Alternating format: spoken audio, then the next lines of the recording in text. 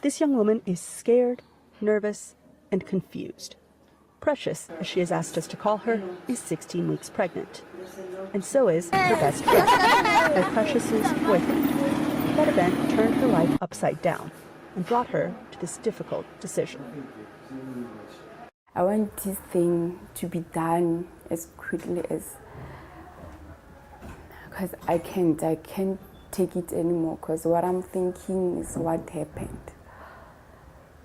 I can't think of, like, at some point I can't think of positive things. When I think, if I feel this thing failed, then what will I do? Should I end my life? Precious, a student, said she encountered so much disapproval and shame in Johannesburg, where she lives, that she traveled 2 hours to the mining town of Rustenburg to a reproductive services clinic run by Doctors Without Borders. I simply said, I want to do abortion. And then they said no. And there was two nurses there. And the other one said, like, oh, thanks God, I'm not trained for this. Whilst the other one said, no, like, you have to go back to your place and then do it there. And then we had a disagreement there. It's like I'm being against God and more stuff like that.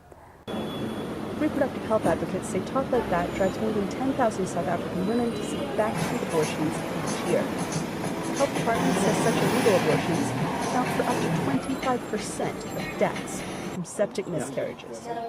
Nurse midwife Khalari Parkele, who heads the Doctors Without Borders project, says demand for the clinic's services is high. He says he performs as many as 100 first trimester abortions each month and sees women from as far away as Botswana, where abortion is illegal. I look back, why did I get myself into this profession? I said I want to be a healthcare provider because I want to help people. And then you see a gap and like, this is part of healthcare service, and if no one is doing it, somebody has to do it, and I enjoy working with people. Nurse Krista Somele has been performing abortions for a decade and says she's proud of her work. She says she thinks some of her colleagues are contributing to the stigma of abortion, and worse. If you can't help a patient as a nurse, just refer the client to the relevant place so that the patient must get help. Don't just tell her, no, I can't do that, or I can't help you, and leave the patient stranded. That is why they end up going to the bogus. Because when you leave her stranded, now she decides to go outside the street, that is where she is going to die. It's that, she says, that keeps her going, through the judgment, through the tears, and through the difficult stories she hears every day. Because, she says, whether people agree with her work or not, she's saving women's lives.